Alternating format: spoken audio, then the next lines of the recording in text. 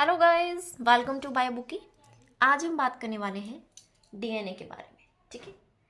So DNA क्या है? DNA एक ऐसा मॉलिक्यूल है जिसके अंदर हमारी जितनी भी जानकारी हमारे शरीर में प्रेजेंट है वो सारी डीएनए के अंदर होती है। ठीक है। मतलब जो एक लिविंग ऑर्गेनिज्म है उसकी बॉडी को डेवलप होने के लिए किन किन चीज़ों की ज़रूरत पड़ती है, वो क्या क्या करना है, किस सेल को कौन सा पार्ट बनाना है, किस सेल को कहाँ पे जाके डिवाइड करना है, कि कुछ भी जो बॉडी में जो हो रहा है वो सारी जो इन्फॉर्मेशन है वो डीएनए में प्रेजेंट है। डीएनए ही उस इन्फॉर्मेशन को भेजता है मैसेज की फॉर्म में। मतलब आपको कोई काम पड़ गया है अपने फ्रेंड से, तो आप क्या करोगे, आप उसको एक मैसेज सेंड करोगे। ठीक है, कि तू ये वाला काम कर दियो। जो आपने जो मैसेज सेंड किया वो क्या है, वो इन्फॉर्मेशन दी आपने उसको, एक इंस्ट्रक्शन दिए कि हाँ आपने ये काम करना है और मुझे ये काम चाहिए। उसी प्रकार डीएनए होता है, डीएनए के अंदर भी वो इंस्ट्रक्शन प्रेजेंट होती है कि ऑर्गेनिज्म की जो बॉडी के जो पार्ट्स हैं किन किन सेल्स को क्या क्या करना है, वो डीएनए ही उनको इंस्ट्रक्ट करता है। डीएनए ही उनको रिक्रूट करता है कि ये वाले सेल्स जो है वो तुम ये करोगे, ये वाले सेल्स तुम ये करोगे। मतलब सारी जो जानकारी है वो डीएनए के अंदर प्रेजेंट होती है। ठीक है। सो जो ये डीएनए है ये मोस्ट इंपॉर्टेंट मॉलिक्यूल है एक लिविंग ऑर्गेनिज्म की बॉडी में। ठीक है। क्योंकि जैसे मैंने आपको बताया कि डीएनए के अंदर जितनी भी मतलब ए टू जेड जो इन्फॉर्मेशन होती है एक लिविंग ऑर्गेनिज्म के लिए वो सारी डीएनए में प्रेजेंट होती है। ठीक है। और आपको पता है कि जो हमारी बॉडी है वो बहुत सारे सेल्स को मिलाकर बनती है। Billion two trillion cells use होते हैं एक ऑर्गेनिज्म को डेवलप होने के लिए। तो हर एक सेल के अंदर डीएनए होता है। तो उनके अंदर जो छोटी छोटी इन्फॉर्मेशन प्रेजेंट होती है वो ट्रांसफ़र होती है नेक्स्ट जनरेशन के लिए। ठीक है। मतलब एक ऑर्गेनिज्म है वो रिप्रोड्यूस कर रहा है, वो अगली जनरेशन बना रहा है। तो जो अगली जनरेशन है उसके अंदर वो इन्फॉर्मेशन कहाँ से जाएगी कि उसको क्या करना है, उसको कौन सा पार्ट बनाना है उन सेल्स को। तो वो सारी इन्फॉर्मेशन जो है वो उसके वो जो पेरेंट्स होते हैं वहाँ से ट्रांसफ़र होती है। मतलब जो पेरेंट के अंदर डीएनए होता है वो क्या करता है, वो अपनी कॉपी बनाता है और अपने बच्चों में ट्रांसफ़र कर देता है। उनमें वो ट्रांसफ़र होती है इन्फॉर्मेशन डीएनए की फॉर्म में। सो जो डीएनए है ये जितने भी लिविंग ऑर्गेनिज्म की बॉडी में जो इन्फॉर्मेशन चाहिए होती है उसको डेवलप होने के लिए, उसको रिप्रोड्यूस होने के लिए, उसको ग्रो होने के लिए, वो सारी इन्फॉर्मेशन डीएनए के अंदर प्रेजेंट होती है। ठीक है। सो जो डीएनए है उसकी जो डिस्कवरी है वो जॉन फ्रेडरिच मिशन ने की थी 1860s में। ठीक है। 1860s में जो डीएनए के बारे में इन्होंने बताया था। सो डीएनए क्या है? डीएनए एक डबल हेलिकल स्ट्रक्चर है। डबल हेलिकल स्ट्रक्चर का मतलब है कि इसमें दो स्ट्रैंड्स होते हैं, वो दो स्ट्रैंड्स जो है वो कॉइल्ड होते हैं एक दूसरे के साथ। ठीक है। इस प्रकार वो डबल हेलिक्स फॉर्म करते हैं। ठीक है। ये जो दो स्ट्रैंड्स होते हैं इसको हम बोलते हैं ये पॉली न्यूक्लियोटाइड चेन्स होती हैं। पॉली न्यूक्लियोटाइड का मतलब है कि इसमें बहुत सारे न्यूक्लियोटाइड्स मिलके चेन्स फॉर्म करते हैं और वो जो दो चेन्स है वो आपस में क्वाइल्ड होती है। ठीक है। एक दूसरे के साथ क्वाइल्ड होती है और डीएनए डबल हेलिक्स फॉर्म करती है। सो जो ये दो चेन्स होती है डीएनए की, ये किस तरह से फॉर्म होती है? ये आप डायग्राम देख रहे हो, ये मैंने ओपन करके दिखाया है। बहुत बड़ा डायग्राम है, थोड़ा मैं आपको नीचे करके दिखाऊंगी ये भी। सो जो ये जो दो चेन्स है, मतलब ये वाला पार्ट और ये वाला पार्ट, इसको हम बोलेंगे ये डीएनए की दो स्ट्रैंड्स हैं। ठीक है। एक ये है पॉलीन्यूक्लियोटाइड चेन और ये है पॉलीन्यूक्लियोटाइड चेन। और जो ये न्यूक्लियोटाइड है इसमें तीन कंपोनेंट्स होते हैं। एक नाइट्रोजनस बेस, दूसरा शुगर मॉलिक्यूल और तीसरा फॉस्फेट। ठीक है। सो जो ये तीन पार्ट्स होते हैं ये मिलके एक न्यूक्लियोटाइड बनाते हैं। ठीक है। इस प्रकार बहुत सारे न्यूक्लियोटाइड्स जो है एक दूसरे से लिंक्ड होते हैं। ठीक है। और वो एक पॉलीन्यूक्लियोटाइड चेन की फॉर्मेशन करते हैं। ठीक है। सो क्या होता है, जो ये स्ट्रैंड होते हैं डीएनए के, ये किससे बने हुए होते हैं? ये शुगर और फॉस्फेट से मिलकर बने हुए होते हैं। ये sugar phosphate sugar phosphate sugar phosphate, इस प्रकार से ये अरेंज होते हैं और ये चेन बना देते हैं। मतलब ये बैकबोन तैयार करती हैं डीएनए की। बाकी जो ये फॉस्फेट और शुगर मॉलिक्यूल है इसके साथ जो है नाइट्रोजनस बेसिस अटैच होती हैं। वो जो नाइट्रोजनस बेसिस होते हैं ये दोनों स्टैंड को एक दूसरे से लिंक्ड करते हैं। ठीक है। तभी वो एक दूसरे के साथ कंबाइंड रहते हैं। बिना इसकी बॉन्डिंग के तो ये दोनों चेन्स जो है वो आपस में कनेक्ट नहीं रह सकती। तो ये जो नाइट्रोजनस बेसिस होते हैं ये एक दूसरे के साथ इन चेन्स को बाइंड करते हैं। ठीक है। अब क्या होता है, जो ये नाइट्रोजनस बेसिस होते हैं डीएनए में ये चार टाइप के होते हैं: एडिनाइन, ग्वाइनाइन, थाइमाइन और साइटोसिन। ठीक है। ये जो 4 नाइट्रोजनस बेसिस होती हैं, ये ही पूरा डीएनए जो स्टैंड है, मतलब पूरा जो डीएनए है वो इन्हीं से मिलकर बना हुआ होता है। इनकी अरेंजमेंट आगे पीछे होती है, ए के बाद टी आ गया, टी के बाद जी आ गया, जी के बाद ए आ गया, मतलब इनकी जो अरेंजमेंट है वो डिसाइड करती है कि इससे कौन सी प्रोटीन बननी है, इससे कौन सा पार्ट बनना है, मतलब ये कोड की फॉर्म में अरेंज होती है। सो डीएनए के अंदर जो जेनेटिक इन्फॉर्मेशन है ये 3 लेटर कोड्स के ऊपर डिपेंड करती है, ठीक है। मतलब जो एक मैसेज होता है वो 3 लेटर कोड को मिलाकर बनता है। अब आप सोच रहे होंगे कि ये तो आपने बता दिया कि किस प्रकार से ये नाइट्रोजनस बेसिस, शुगर, फॉस्फेट मिलके पॉलीन्यूक्लियोटाइड चेन बनाते हैं। बट जो ये नाइट्रोजनस बेसिस है ये शुगर के साथ किस तरह से अटैच है, शुगर फॉस्फेट के साथ किस तरह से अटैच है, और ये जो 2 न्यूक्लियोटाइड्स हैं ये आपस में किस तरह से कनेक्ट है, ठीक है। अब जो ये न्यूक्लियोटाइड है, ठीक है, ये एक सिंगल न्यूक्लियोटाइड है, ठीक है। इसको ले लो, ये फॉस्फेट जो है ये एक सिंगल न्यूक्लियोटाइड है, ठीक है। ये जो फॉस्फेट मॉलिक्यूल है ये शुगर के साथ अटैच होता है, शुगर नाइट्रोजनस बेसिस के साथ अटैच होते हैं, ये तीनों मिलके एक न्यूक्लियोटाइड बनाते हैं, ठीक है। और जो ये शुगर मॉलिक्यूल है ये फॉस्फेट ग्रुप के साथ एक बॉन्ड फॉर्म करता है जिसको हम बोलते हैं ग्लाइकोसिटिक बॉन्ड, ठीक है। ये ग्लाइकोसिटिक बॉन्ड के साथ अटैच होता है, ये जो बॉन्ड आप देख रहे हैं ये है ग्लाइकोसिटिक बॉन्ड, ठीक है। अब इसी प्रकार जो ये शुगर मॉलिक्यूल है ये फॉस्फेट के साथ एक बॉन्ड फॉर्म करता है जिसको हम बोलते हैं एस्टर बॉन्ड, ठीक है। ये एस्टर बॉन्ड एक यहाँ पे फॉर्म हो गया, दूसरा एस्टर बॉन्ड यहाँ पे फॉर्म हो गया। तो इस प्रकार जो एक न्यूक्लियोटाइड है वो दूसरे न्यूक्लियोटाइड से किस प्रकार अटैच है, फॉस्फोडाइस्टर बॉन्ड के थ्रू। फॉस्फोडाइस्टर बॉन्ड का मतलब है कि एक एस्टर बॉन्ड ये हो गया, एक एस्टर बॉन्ड ये हो गया, और बीच में फॉस्फेट मॉलिक्यूल है, फॉस्फोडाइएस्टर बॉन्ड। तो फॉस्फोडाइस्टर बॉन्ड जो है ये बहुत सारे न्यूक्लियोटाइड्स को आपस में कंबाइन करके रखता है, मतलब एक दूसरे के साथ अटैच रखता है। अब ये तो होगी फॉर्मेशन एक सिंगल स्ट्रैंड की, और ये दूसरे स्ट्रैंड भी इस तरह से बने हुए होते हैं, ठीक है। अब जो ये एक स्ट्रैंड है ये दूसरे स्ट्रैंड के साथ किस तरह से अटैच होता है, तो इसमें क्या होता है, जो एक न्यूक्लियोटाइड का जो नाइट्रोजनस बेस होता है वो दूसरे न्यूक्लियोटाइड के नाइट्रोजनस बेस के साथ बॉन्ड फॉर्म करता है, ठीक है। मतलब वो उसके साथ बॉन्ड फॉर्म करेगा तभी वो एक दूसरे के साथ अटैच होंगे, ठीक है। तो जो ये 2 बेसिस के बीच में जो बॉन्ड होता है इसको हम बोलते हैं हाइड्रोजन बॉन्ड। ये हाइड्रोजन बॉन्ड के थ्रू लिंक्ड होते हैं। जो एडिनाइन और थाइमाइन के बीच में जो बॉन्ड होता है वो डबल बॉन्ड होता है, और जो ग्वाइनिन साइटोसिन के बीच में जो बॉन्ड होता है वो ट्रिपल बॉन्ड होता है। इसलिए ये ज़्यादा मजबूती से एक दूसरे के साथ कनेक्ट होते हैं। इसमें इसके अंदर जो कम मजबूती होती है, ये ज़्यादा स्ट्रॉन्ग होते हैं और ये थोड़े वीक बॉन्ड होते हैं। तो इसी तरह से डीएनए जो है अपना स्ट्रक्चर फॉर्म करता है। इसलिए हम जो ये डीएनए का स्ट्रक्चर है इसको हम बोलते हैं लैडर लाइक। लैडर आपने देखा, एक सीढ़ी आपने देखी है, डीएनए कुछ जो है वो सीढ़ी की तरह दिखता है, ठीक है। सीढ़ी का मतलब ये 2 स्टैंड है, मतलब ये क्या है, ये 2 रेलिंग्स है। जो एक लैडर होता है उसमें 2 रेल्स होती हैं, एक रेल होगी एक ये होगी, ठीक है। ये 2 रेल्स आपस में कंबाइंड होती है, तो बीच में रंग होते हैं, आपको पता है रंग बोलते हैं हम उसको, रंग्स बोलते हैं, जो बीच में जो सीढ़ियाँ होती है। तो ये जो सीढ़ियाँ हैं ये इन रेल्स के साथ कंबाइंड होती है ग्लाइकोसिटिक बॉन्ड से, ठीक है। और जो ये रंग्स होते हैं बीच में जो सीढ़ियाँ होती है, मतलब साइड स्पोर्ट के साथ जो है सीढ़ियाँ बीच में जो प्रेजेंट होती है वो एक दूसरे के साथ कनेक्ट होती है हाइड्रोजन बॉन्ड के थ्रू। ये 2 बेसिस मिलके एक सीढ़ी बना रहे हैं। इस प्रकार जो है डीएनए का स्ट्रक्चर है ये कुछ लेटर लाइक दिखता है, ठीक है। डीएनए कुछ इस तरह से कॉइल्ड स्ट्रक्चर होता है। इस प्रकार ये 2 स्ट्रैंड्स होती हैं दूसरे के साथ कॉइल्ड होते हैं। जिस प्रकार आपने गोल वाली सीढ़ियाँ देखी है ना, सेम उसी प्रकार डीएनए का स्ट्रक्चर होता है, ठीक है। अब जो ये डीएनए का स्ट्रक्चर है इसमें 2 ग्रूव्स होते हैं, एक मेजर ग्रूव और एक माइनर ग्रूव, ठीक है। सो जो ये बड़ा जो ये टर्न है इसको हम बोलते हैं मेजर ग्रूव। इसका जो साइज होता है वो होता है 22 एंगस्ट्रॉम, ठीक है। और इस प्रकार जो ये छोटा जो ये टर्न है इसको हम बोलते हैं माइनर ग्रूव। इसका साइज होता है 12 एंगस्ट्रॉम, ठीक है। ये मेजर माइनर ग्रूव हो गया। अब जो डीएनए का जो ये कंप्लीट एक टर्न है, इस प्रकार यहाँ तक लेके जो ये कंप्लीट टर्न जो है इसका साइज होता है 34 एंगस्ट्रॉम या फिर 3.4 नैनोमीटर, ठीक है।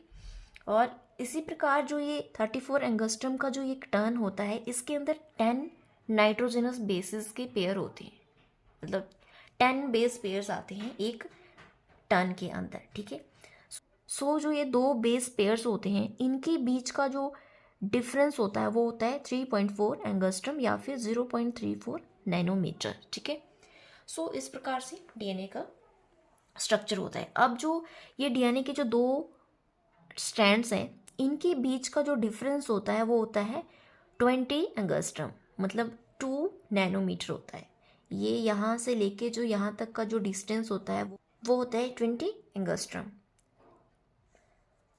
सो जो ये एक रेडियस होता है, एक मतलब स्ट्रैंड का जो रेडियस है, यहाँ तक मान लो ये जो नाइट्रोजनस बेस है यहाँ तक का जो डिफरेंस है ये होता है 10 एंगस्ट्रम। इन दोनों को मिला के जो पूरा जो ये डायमीटर होता है ये 20 एंगस्ट्रम का होता है, ठीक है। सो इस प्रकार से डीएनए का कुछ स्ट्रक्चर होता है। अब हम इसके बारे में डिटेल स्टडी करेंगे कि डीएनए का स्ट्रक्चर किस तरह से दिखता है। सो जो डीएनए होता है, आपको पता है डीएनए को हम बोलते हैं डीऑक्सी राइबो न्यूक्लिक एसिड, ये इसकी फुल फॉर्म है। डीएनए का एक पॉलीमर है। पॉलीमर का मतलब है कि इसमें बहुत सारी मोनोमेरिक यूनिट्स होती हैं जिसको मिला के एक पॉलीमर बनता है। सो जो पॉलीमर होता है इसके अंदर क्या होता है, इसके अंदर एक जेनेटिक इन्फॉर्मेशन होती है। ये कैरी करता है जेनेटिक इन्फॉर्मेशन को और इंस्ट्रक्शंस को जो ज़रूरी होती है एक ऑर्गेनिज्म की डेवलपमेंट के लिए, उसकी फंक्शनिंग के लिए, उसकी ग्रोथ के लिए और उसकी रिप्रोडक्शन के लिए। मतलब जो कंप्लीट ऑर्गेनिज्म में जो कुछ भी मैकेनिज्म्स होते हैं सारी जो इन्फॉर्मेशन है वो डीएनए के अंदर प्रेजेंट होती है, ठीक है। सो मैंने आपको डायग्राम में दिखाया कि जो डीएनए होता है वो पॉलीमर होता है। एक पॉलीमर मतलब है कि बहुत सारे मोनोमेरिक यूनिट्स जो मिलके एक पॉलीमर बनाते हैं। ये जो डीएनए जो होता है ये 2 पॉलीन्यूक्लियोटाइड चेन्स को मिलाकर बनता है। ये एक पॉलीन्यूक्लियोटाइड चेन हो गई, ये दूसरी पॉलीन्यूक्लियोटाइड चेन हो गई। अब जो ये 2 पॉलीन्यूक्लियोटाइड चेन्स होती हैं ये मिलकर डबल हेलिक्स फॉर्म करती है, ठीक है। मतलब डीएनए जो मॉलिक्यूल होता है वो डबल हेलिक्स होता है, मतलब उसमें 2 पॉलीन्यूक्लियोटाइड चेन्स होती है, ठीक है। So DNA, RNA, protein, lipids, complex carbohydrates, मतलब जितने भी मैक्रोमॉलिक्यूल्स हैं इनके बीच में जो सबसे बड़ा मैक्रोमॉलिक्यूल है वो है डीएनए, ठीक है, जो कि एसेंशियल होता है all known forms of life में। मतलब जितने भी मैक्रोमॉलिक्यूल्स हैं, मतलब आपको पता है कि DNA, RNA, protein, lipids, carbohydrates ये सारे मैक्रोमॉलिक्यूल्स हैं। इन सब में से जो सबसे बड़ा मैक्रोमॉलिक्यूल है, मतलब जो सबसे मेजर टाइप का जो मैक्रोमॉलिक्यूल है वो है डीएनए, ठीक है। सो आपको मैंने बताया कि जो डीएनए होता है उसमें 2 स्ट्रैंड्स होते हैं, पॉलीन्यूक्लियोटाइड चेन्स होती हैं 2। वो जो पॉलीन्यूक्लियोटाइड चेन्स है इसमें क्या होती है, इसमें मोनोमेरिक यूनिट्स होते हैं, मैंने आपको पीछे बताया। जो ये मोनोमेरिक यूनिट्स होते हैं इनको हम बोलते हैं न्यूक्लियोटाइड्स। ये जो मोनोमेरिक यूनिट्स हैं इनको न्यूक्लियोटाइड्स बोलते हैं। इस प्रकार जो एक न्यूक्लियोटाइड है उसको हम बोलेंगे न्यूक्लियोटाइड, और जब बहुत सारे न्यूक्लियोटाइड मिलके एक चेन बना देंगे तो उसको हम बोलेंगे पॉलीन्यूक्लियोटाइड्स, ठीक है। सो जो ये न्यूक्लियोटाइड्स हैं, मतलब जो पॉलीन्यूक्लियोटाइड चेन है इसमें जो एक सिंगल यूनिट है इसकी उसको हम बोलेंगे न्यूक्लियोटाइड। ये जो न्यूक्लियोटाइड होता है इसके अंदर 3 कंपोनेंट्स होते हैं, एक नाइट्रोजनस बेस, शुगर और फॉस्फेट। ये 3 कंपोनेंट्स मिलके एक न्यूक्लियोटाइड फॉर्म करते हैं। अब जो ये नाइट्रोजनस बेसिस होते हैं डीएनए में वो 4 टाइप के होते हैं, साइटोसिन, ग्वाइनिन, एडेनाइन और थाइमाइन। ये 4 टाइप के जो नाइट्रोजनस बेसिस होते हैं ये डीएनए में प्रेजेंट होते हैं। आरएनए में क्या होता है, उसमें थाइमाइन की जगह होता है यूरेसिल, ठीक है। इसी प्रकार जो डीएनए के अंदर जो शुगर मॉलिक्यूल होते हैं वो किसके फॉर्म में होते हैं, वो होते हैं डीऑक्सी राइबोज की फॉर्म में, ठीक है। और तीसरा जो कंपोनेंट होता है न्यूक्लियोटाइड का वो होता है फॉस्फेट ग्रुप, ठीक है। इस प्रकार ये तीनों कंपोनेंट्स मिलके एक न्यूक्लियोटाइड की फॉर्मेशन करते हैं। और जो डीएनए के जो स्ट्रैंड्स होते हैं उसमें बहुत सारे इस तरह के न्यूक्लियोटाइड्स होते हैं और हर एक न्यूक्लियोटाइड के अंदर ये 3 कंपोनेंट्स होते हैं, ठीक है। सो अब जो ये न्यूक्लियोटाइड है, एक न्यूक्लियोटाइड जो है वो दूसरे न्यूक्लियोटाइड के साथ किस तरह से अटैच होता है, फॉस्फोडाइस्टर लिंकेज से।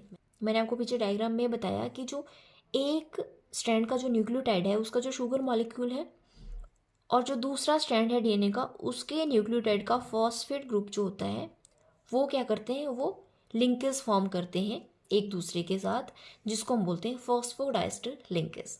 डायग्राम में मैंने आपको दिखाया कि शुगर मॉलिक्यूल जो होता है वो फॉस्फेट के साथ बॉन्ड फॉर्म करता है, और जो ये फॉस्फेट मॉलिक्यूल होता है ये दूसरे शुगर के साथ बॉन्ड फॉर्म करता है, और इन दोनों बॉन्ड को हम बोलते हैं फॉस्फोडाइस्टर बॉन्ड। ठीक है, फॉस्फोडाइस्टर बॉन्ड जो है वो दो न्यूक्लियोटाइड को आपस में कंबाइन करके रखता है। ठीक है, और इस प्रकार से ये शुगर फॉस्फेटिक बैकबोन बना देता है। आपको पता चल गया कि न्यूक्लियोटाइड्स जो होते हैं वो एक दूसरे के साथ फॉस्फोडाइस्टर बॉन्ड के थ्रू लिंक्ड होते हैं। ठीक है, अब हम बात करते हैं कि जो पॉली न्यूक्लियोटाइड्स चेन्स होती है उनके अंदर जो न्यूक्लियोटाइड है उसके अंदर एक कंपोनेंट होता है नाइट्रोजनस बेस। वो नाइट्रोजनस बेस जो होता है वो दूसरे स्ट्रैंड के नाइट्रोजनस बेस के साथ बॉन्ड फॉर्म करता है, तभी वो दो स्ट्रैंड जो है वो आपस में कनेक्ट होते हैं। तो जो दो नाइट्रोजनस बेसिस होते हैं उनके बीच में बॉन्ड होता है हाइड्रोजन बॉन्ड। अब जो ये नाइट्रोजनस बेसिस जो है डीएनए में, ये 4 नाइट्रोजनस बेसिस होते हैं। इनको 2 टाइप में डिवाइड किया गया है, मतलब ये 2 कैटेगरीज में होते हैं। एक होता है प्यूरिन्स, दूसरे होते हैं पिरिमिडिन्स। ठीक है, अब जो प्यूरिन जो नाइट्रोजनस बेसिस होते हैं इनके अंदर आते हैं एडेनाइन और ग्वानिन। ठीक है, और जो पिरिमिडिन होते हैं इनके अंदर आते हैं साइटोसिन और थाइमिन। इस प्रकार जो प्यूरिन्स होते हैं इसमें ये डबल रिंग स्ट्रक्चर होते हैं, इसमें 2 रिंग्स होती है, एक 5 कार्बन एक 6 कार्बन। और जो पिरिमिडिन होती है ये सिंगल रिंग स्ट्रक्चर होती है, इसके अंदर एक सिंगल रिंग होती है। ठीक है, अब जो डीएनए के जो 2 स्ट्रैंड्स होते हैं, आपको पता है कि जो डीएनए का जो मॉलिक्यूल होता है वो 2 स्ट्रैंड को मिलाकर बनता है। ये जो दोनों स्ट्रैंड्स होते हैं ये एक दूसरे के आइडेंटिकल होते हैं, मतलब इसमें जो अरेंजमेंट होती है नाइट्रोजनस बेसिस की वो सेम होती है दोनों स्ट्रैंड्स में।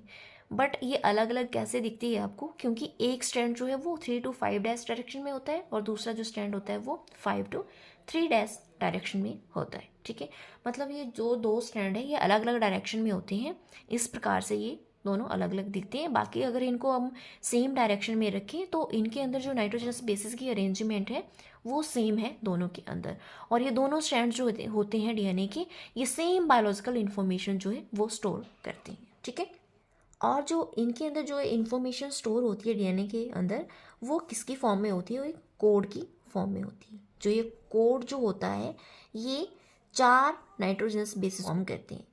अब मैंने आपको बताया कि जो 2 स्ट्रैंड्स होते हैं डीएनए के वो सेम होते हैं अगर इनको हम सेम डायरेक्शन में रखें, बट ये दोनों एक दूसरे से अपोजिट डायरेक्शन में होते हैं, इसलिए जो 2 स्ट्रैंड्स होते हैं डीएनए के वो उसको हम बोलते हैं कि वो एंटी पैरेलल होते हैं। ठीक है, मतलब एक इस डायरेक्शन में ग्रो कर रहा है तो दूसरा इस डायरेक्शन में ग्रो कर रहा है। ठीक है, इसलिए वो डबल हेलिक्स फॉर्म करते हैं।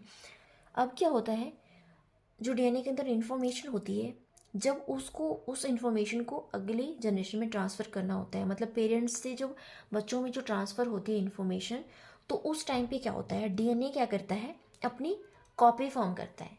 मतलब डीएनए के अंदर जो इन्फॉर्मेशन है उसको वो कॉपी करता है और इसकी डबल कॉपी बना लेता है, तो अपनी एक कॉपी वो अपने बच्चों में भेज देता है, एक अपने पास रखता है। सो इस प्रोसेस को हम बोलते हैं रेप्लिकेशन। ठीक है, डीएनए से जब डीएनए कॉपी बनती है तो उसको हम बोलते हैं रेप्लिकेशन, और इसी प्रकार जब डीएनए आरएनए फॉर्म करता है तो उस प्रोसेस को बोलते हैं ट्रांसक्रिप्शन। ठीक है, और जब आरएनए से प्रोटीन की सिंथेसिस होती है तो उसको हम बोलते हैं ट्रांसलेशन। ठीक है, इन प्रोसेस को हम फिर कभी अनदर वीडियो में डिस्कस करेंगे। ठीक है, हम एक दूसरे से सिमिलर होते हैं 99.9% डीएनए के बेस पे, मतलब जो 99.9% डीएनए है वो सेम है हमारा सब ह्यूमन बींग्स के अंदर। बाकी जो डिफरेंट है वो है हम 0.1% डीएनए जो है हमारे अंदर वो डिफरेंट है, उसकी वजह से हम एक दूसरे से अलग होते हैं। 0.1% जो डीएनए होता है वो यूनिक होता है हर इंडिविजुअल के अंदर, इसी के बेसिस पे हमारी आइडेंटिटी होती है, इसके बेसिस पे हम एक दूसरे से अलग होते हैं। आपने सुना होगा कि एक पर्सन का जो फिंगरप्रिंट होता है वो दूसरे पर्सन के फिंगरप्रिंट के साथ मैच नहीं होता, तो वो किस वजह से होता है, वो 0.1% डीएनए के बेस पे होता है। ठीक है, यही हमें आइडेंटिटी प्रोवाइड करता है। अब आपको पता है कि जो डीएनए होता है वो ऑर्गेनाइज होता है क्रोमोसोम की फॉर्म में। ठीक है, आपने अगर न्यूक्लियस वाली वीडियो नहीं देखी तो उसको जाकर देखना, उसमें मैंने आपको बताया है कि किस तरह से डीएनए जो होता है वो क्रोमोसोम की फॉर्म में अरेंज होता है। ठीक है, सो जो डीएनए जो होता है वो ऑर्गेनाइज होता है क्रोमोसोम की फॉर्म में यूकैरियोटिक सेल्स के अंदर। ठीक है, अब जो क्रोमोसोम होता है ये डुप्लीकेट होता है हर सेल डिवीजन से पहले। एक सेल को डिवाइड करना है तो उसको सेम इन्फॉर्मेशन ट्रांसफ़र करनी है दूसरे सेल के अंदर, तो उससे पहले उसको अपनी एक डुप्लीकेट कॉपी फॉर्म करनी पड़ती है। ठीक है, इस प्रकार से वो जो उसके अंदर जो इन्फॉर्मेशन होती है वो कंप्लीट सेट ऑफ इन्फॉर्मेशन जो है वो ट्रांसफ़र कर पाता है डॉटर सेल में। ठीक है, अब जो यूकैरियोटिक ऑर्गेनिजम्स होती हैं उसमें जो डीएनए होता है वो मोस्ट ऑफ द डीएनए जो है न्यूक्लियस के अंदर प्रेजेंट होता है, जिसको हम बोलते हैं न्यूक्लियर डीएनए। बट कुछ जो डीएनए होता है वो माइटोकॉन्ड्रिया के अंदर होता है, उसको हम बोलते हैं माइटोकॉन्ड्रियल डीएनए। और इसी प्रकार जो प्लांट्स के अंदर जो कुछ डीएनए वो क्लोरोप्लास्ट के अंदर प्रेजेंट होता है, जिसको हम बोलते हैं क्लोरोप्लास्ट डीएनए। ठीक है, सो क्या होता है, जो ये डीएनए होता है ये यूकैरियोटिक क्रोमोसोम के अंदर एक कॉम्पैक्ट फॉर्म में अरेंज रहता है। इसमें जो हेल्प करती है एक प्रोटीन, उसका नाम है हिस्टोन प्रोटीन। हिस्टोन प्रोटीन क्या करती है, ये डीएनए को कॉम्पैक्ट फॉर्म में अरेंज करने में हेल्प करती है और ऑर्गेनाइज करती है डीएनए को एक क्रोमेटिन की फॉर्म में। ठीक है, सो ये थी इन्फॉर्मेशन डीएनए के बारे में। सो अब हम बात करते हैं कि डीएनए की कौन कौन सी प्रॉपर्टीज़ होती है। आपको पता है डीएनए जो होता है वो पॉलीन्यूक्लियोटाइड चेन्स को मिलाकर बनता है। मतलब डीएनए क्या है, एक लॉन्ग पॉलीमर है। डीएनए मॉलिक्यूल जो होता है उसको बोलेंगे लॉन्ग पॉलीमर, क्योंकि इसमें बहुत सारे न्यूक्लियोटाइड्स होती हैं। अब जो डीएनए का जो पॉलीमर है ये इसमें 2 हेलिकल चेन्स होती है जो एक दूसरे के साथ लिंक्ड होती है हाइड्रोजन बॉन्ड के थ्रू। ठीक है, और दोनों चेन्स जो होती है वो कॉइल्ड होती है एक दूसरे के अराउंड सेम एक्सिस पे। ठीक है, और जो सेम पिच होती है दोनों की, जो मैंने आपको बताया कि एक जो राउंड होता है डीएनए के जो चेन्स का, जिस प्रकार ये डीएनए की एक हेलिक्स है, ये जो एक कंप्लीट टर्न है ये कितना होता है, ये 34 एंगस्ट्रम होता है। और पेयर ऑफ चेन्स जो होती है इनके बीच का जो रेडियस होता है वो होता है 10 एंगस्ट्रम। और इस प्रकार जो दोनों के बीच का जो डायमीटर है वो होता है 20 एंगस्ट्रम। ठीक है, मतलब जो एक चेन हो गई ये दूसरी चेन हो गई। ठीक है, इनके बीच का जो ये डायामीटर है ये कितना होता है, ये होता है 20 एंगस्ट्रम। और अगर हम हाफ लें इसका रेडियस देखें तो वो 10 एंगस्ट्रम होता है। ठीक है, अब जो डीएनए होता है इसकी जो बायोट डेंसिटी होती है वो होती है 1.7 ग्राम पर क्यूबिक सेंटीमीटर। ठीक है, बायोट डेंसिटी का मतलब होता है कि जो डीएनए जो होता है उसकी टेंडेंसी किसी अनदर लिक्विड के ऊपर फ्लोट करने की कितनी है। मतलब किसी भी मॉलिक्यूल की जो टेंडेंसी होती है किसी लिक्विड मॉलिक्यूल के ऊपर फ्लोट करने की, उसको हम बोलते हैं बायोट डेंसिटी। सो जो डीएनए की बायोट डेंसिटी है वो है 1.7 ग्राम पर क्यूबिक सेंटीमीटर। ठीक है, अब जो ये डीएनए मॉलिक्यूल होता है इसके अंदर जो न्यूक्लियो बेसिस होती हैं वो 2 टाइप की होती हैं, प्यूरिन और पिरिमिडीन। ये पीछे मैंने आपको सारी इन्फॉर्मेशन दी है।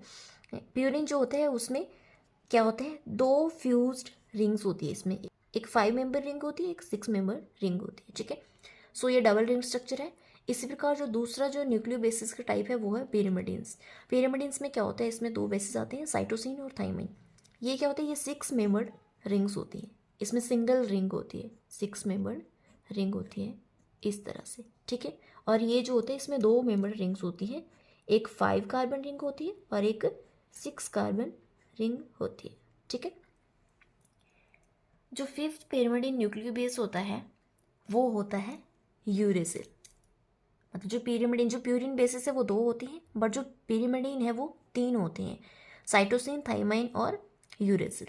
ठीक है, मतलब 5th जो पिरिमिडीन न्यूक्लियो बेस है वो डीएनए में प्रेजेंट नहीं होता, वो प्रेजेंट होता है आरएनए में। ठीक है, मतलब जो आरएनए मॉलिक्यूल जो होता है उसमें सेम बेस पेयर्स होते हैं, बट उसमें जो थाइमाइन होता है उसकी जगह पे यूरेसिल होता है। ठीक है, अब जो डीएनए मॉलिक्यूल है आपको मैंने बताया कि उसमें 2 टाइप के ग्रुप्स होती हैं, major group and minor group. मतलब ये ग्रुप्स क्या होती हैं, मतलब जो 2 हेलिकल स्ट्रैंड्स होती हैं डीएनए के जो बैकबोन फॉर्म करते हैं उसके बीच में कुछ स्पेसेस होते हैं, ग्रूव्स होते हैं उनके बीच में, जिस प्रकार ये डीएनए मॉलिक्यूल है। ठीक है, अब आप देख रहे हैं कि ये डीएनए मॉलिक्यूल जो है वो इसके बीच में ग्रुप फॉर्म हो रहे हैं, ये एक ग्रुप यहाँ पे हो गया, ये यहाँ पे हो गया, यहाँ पे हो गया। ये जो ग्रुप्स होते हैं ये 2 टाइप के होते हैं, major group and minor group. Diagram में मैंने आपको दिखाया। ये जो ग्रुप्स होते हैं ये बाइंडिंग साइट होती है, मतलब जब किसी जीन्स को एक्सप्रेस होना होता है तो वहाँ पे जो कुछ एंजाइम्स होते हैं वो बाइंड करते हैं और जीन एक्सप्रेशन में हेल्प करते हैं। तो ये इजीली बाइंड हो जाते हैं मेजर ग्रुप में, क्योंकि वहाँ पे जो ज़्यादा एरिया जो है वो एक्सपोज हो रहा है। मेजर और माइनर ग्रूव की जो फॉर्मेशन होती है ये इसी वजह से होती है क्योंकि जो दो स्ट्रैंड्स है डीएनए के ये सिमेट्रिकली नहीं होते एक दूसरे के, ठीक है। ये जो दो ग्रूव होते हैं डीएनए के इसी वजह से ये अनइक्वल होते हैं साइज में। मेजर ग्रूव जो होता है वो 22 एंगस्ट्रम का होता है और जो माइनर ग्रूव होता है वो 12 एंगस्ट्रम का होता है। Due to larger width of major groove edges of the basis are more accessible. मैंने आपको बोला कि जो डीएनए का जो लार्जर ग्रूव होता है मतलब जो मेजर ग्रूव होता है उसमें जो बेसिस होती है डीएनए की वो एक्सपोज होते हैं, उसमें तो ज़्यादा एरिया जो होता है डीएनए का वो एक्सपोज होता है जिस वजह से वो ज़्यादा एक्सेसिबल होता है जीन एक्सप्रेशन के लिए, ठीक है। सो नेक्स्ट जो प्रॉपर्टी है डीएनए की वो है बेस पेयरिंग। अब जो ये डीएनए जो होता है ये डबल हेलिक्स होता है, इसका जो स्ट्रक्चर होता है वो डबल हेलिकल होता है। इसके बीच में जो न्यूक्लियो बेसिस होते हैं वो एक दूसरे के साथ अटैच्ड रहते हैं, मतलब एक स्ट्रैंड का जो न्यूक्लियो बेस है वो दूसरे स्ट्रैंड के न्यूक्लियो बेस के साथ बॉन्ड फॉर्म करता है जिस वजह से वो दूसरे के साथ अटैच्ड रहते हैं। अब ये जो न्यूक्लियो बेसिस होते हैं इसके बीच में बॉन्ड फॉर्म होता है जिसको हम बोलते हैं कंप्लीमेंट्री बेस पेयरिंग। मतलब इसमें ये फिक्स होता है कि जो एडेनाइन होता है वो थाइमाइन के साथ बॉन्ड फॉर्म करेगा और जो साइटोसिन होता है वो गुआनिन के साथ बॉन्ड फॉर्म करेगा। जो एडेनाइन और थाइमाइन के बीच में जो बॉन्ड होता है वो डबल बॉन्ड होता है और जो साइटोसिन और गुआनिन के बीच में जो बॉन्ड फॉर्म होता है वो ट्रिपल बॉन्ड फॉर्म होता है, इसलिए ये ज़्यादा स्टेबल होता है और ये कम स्टेबल होता है, ठीक है। मतलब प्यूरिन्स जो है वो पिरिमिडीन के साथ बॉन्ड फॉर्म करती है जिसको हम बोलते हैं हाइड्रोजन बॉन्ड। ऐसा नहीं हो सकता कि प्यूरिन प्यूरिन के साथ बॉन्ड फॉर्म करे। सो जब प्यूरिन बेसिस जो है पिरिमिडीन बेसिस के साथ पेयर अप होती है तो उस प्रकार के बेस पेयरिंग को हम बोलते हैं कंप्लीमेंट्री बेस पेयरिंग। मतलब इसमें जो एडेनिन है वो थाइमिन के साथ ही बॉन्ड फॉर्म करेगा और ग्वानिन जो है वो साइटोसिन के साथ ही बॉन्ड फॉर्म करेगा। इन बेस पेयर्स को हम बोलते हैं Watson and Crick base pairs, ठीक है। आपको पता है कि जो ग्वानिन और साइटोसिन बेस पेयर होते हैं वो ज़्यादा स्टेबल होते हैं और जो एडिनिन और थाइमाइन बेस पेयर्स होते हैं वो कम स्टेबल होते हैं। इसलिए जो डीएनए में जिसमें ज़्यादा अमाउंट में जीसी बेस पेयर्स प्रेजेंट होंगे वो ज़्यादा स्टेबल होगा और जिसमें कम जीसी बेस पेयर्स प्रेजेंट होंगे वो लेस स्टेबल होगा। इसी वजह से जो हाइड्रोजन बॉन्ड्स होता है दो नाइट्रोजन बेसिस के बीच में उसको हम ब्रेक कर सकते हैं, ठीक है।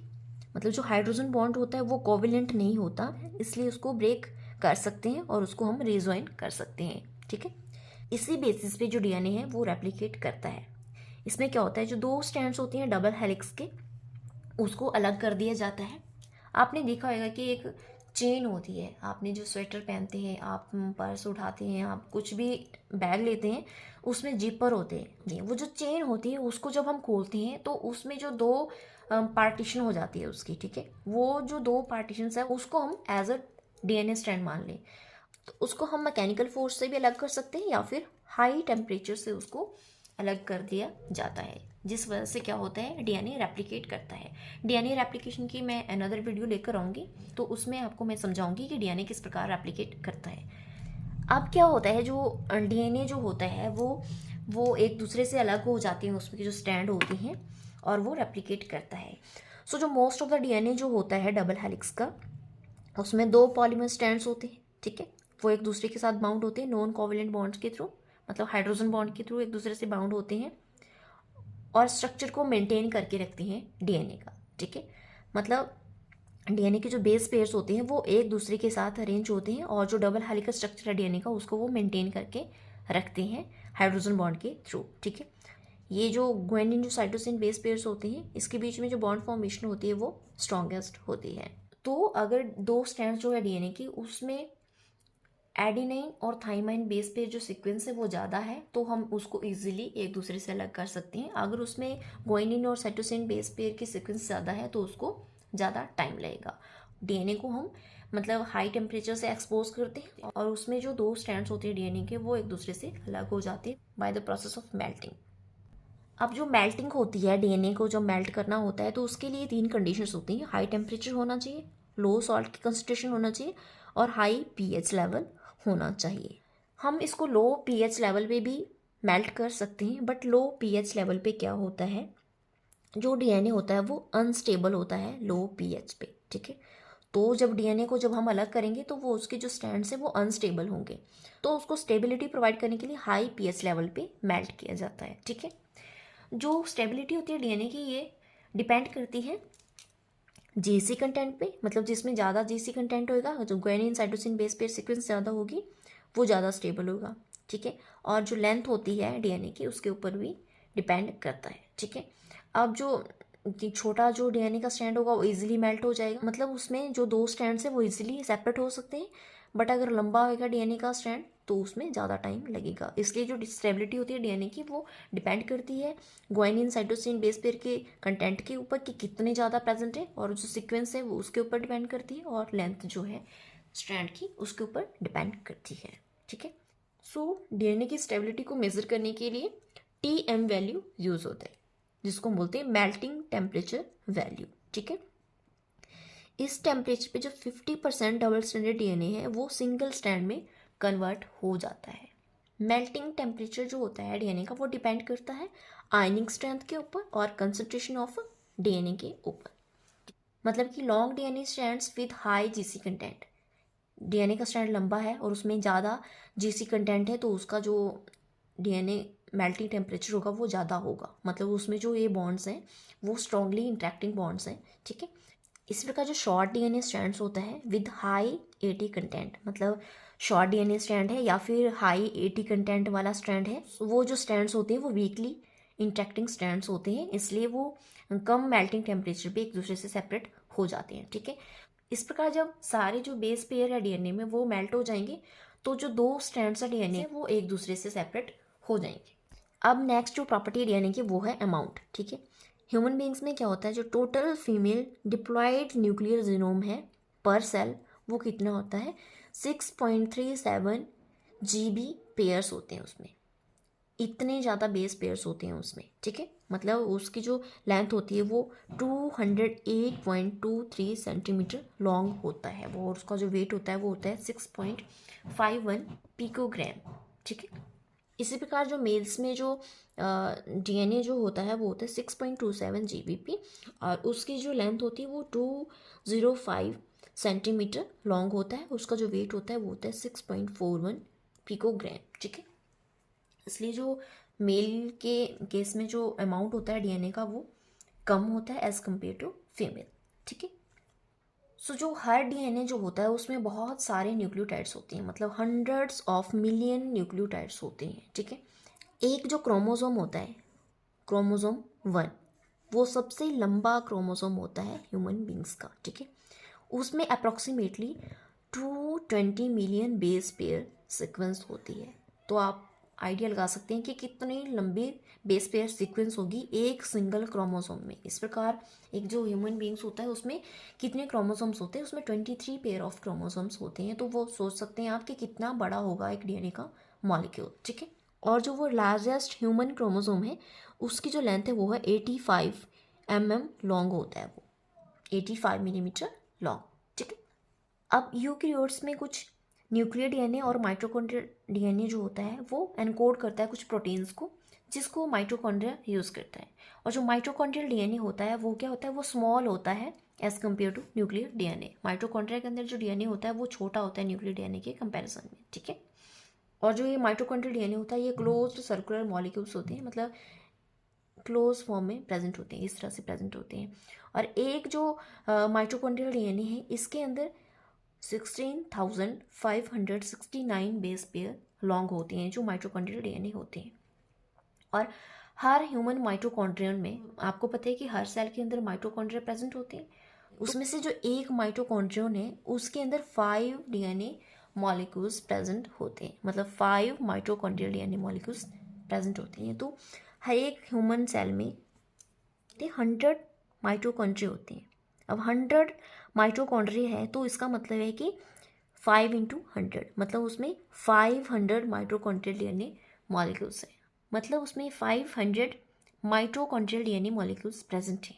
ठीक है, सो ह्यूमन बींग्स में ट्रिलियंस ऑफ सेल्स होते हैं, तो आप आइडिया लगा सकते हैं कि कितने ज़्यादा माइटोकॉन्ड्रियल डीएनए मॉलिक्यूल्स जो है ह्यूमन सेल में प्रेजेंट होते हैं। ठीक है, अब जो ये अमाउंट है माइटोकॉन्ड्रियल डीएनए का वो वेरी करता है सेल टू सेल। ठीक है, जिस प्रकार से जो एग सेल होता है उसमें 1,00,000 माइटोकॉन्ड्रिया होते हैं, ठीक है। मतलब उसमें इतनी ज़्यादा कॉपीज हो सकती है एक माइटोकॉन्ड्रियल डीएनए की, ठीक है। 15,00,000 जो है माइटोकॉन्ड्रियल डीएनए की कॉपीज उसमें प्रेजेंट होती है, ठीक है। अब नेक्स्ट जो प्रॉपर्टी है डीएनए की वो है सेंस एंड एंटीसेंस स्ट्रैंड, ठीक है। डीएनए में जो सीक्वेंस होती है उसमें सेंस और एंटीसेंस स्ट्रैंड होती हैं, ठीक है। सेंस स्ट्रैंड हम कब बोलते हैं, अगर इसके ऊपर जो इन्फॉर्मेशन है वो सेम है एज मैसेंजर आरएनए, मतलब जो मैसेंजर आरएनए होता है उसके ऊपर जो सीक्वेंस है वो सेम है अगर डीएनए सीक्वेंस के साथ, तो उस सीक्वेंस को हम बोलेंगे सेंस सीक्वेंस, ठीक है। और जो सीक्वेंस इसके अपोजिट होगी उसको हम बोलेंगे एंटी सेंस सीक्वेंस, ठीक है। जो 2 स्ट्रैंड्स होती हैं डीएनए के अंदर उसमें सेंस और एंटी सेंस सीक्वेंसेस प्रेजेंट होती है, ठीक है। मतलब हर स्ट्रैंड के अंदर 2 स्ट्रैंड होते हैं, एक स्ट्रैंड ये हो गया, एक स्ट्रैंड ये हो गया, इसमें भी सेंस और एंटी सेंस सीक्वेंस प्रेजेंट होगी और इसमें भी सेंस और एंटी सेंस सीक्वेंस प्रेजेंट होगी, ठीक है। तो प्रोकैरियोट्स में भी और यूकैरियोट्स में भी एंटी सेंस जो आरएनए सीक्वेंसेस होती है वो प्रोड्यूस्ड होती है, ठीक है। बट उसका फंक्शन जो है वो क्लियर नहीं है, एंटी सेंस जो सीक्वेंसेस होती है उनका क्या फंक्शन होता है। One proposal is that antisense RNA involved in regulating gene expression. मतलब एक प्रपोजल में ये बताया गया है कि जो एंटीसेंस आरएनए सीक्वेंसेस जो प्रोड्यूस्ड होती हैं वो इन्वॉल्व होती हैं जीन एक्सप्रेशन को रेगुलेट करने में। मतलब आरएनए बेस जो होते हैं वो जीन एक्सप्रेशन को रेगुलेट करते हैं, ठीक है।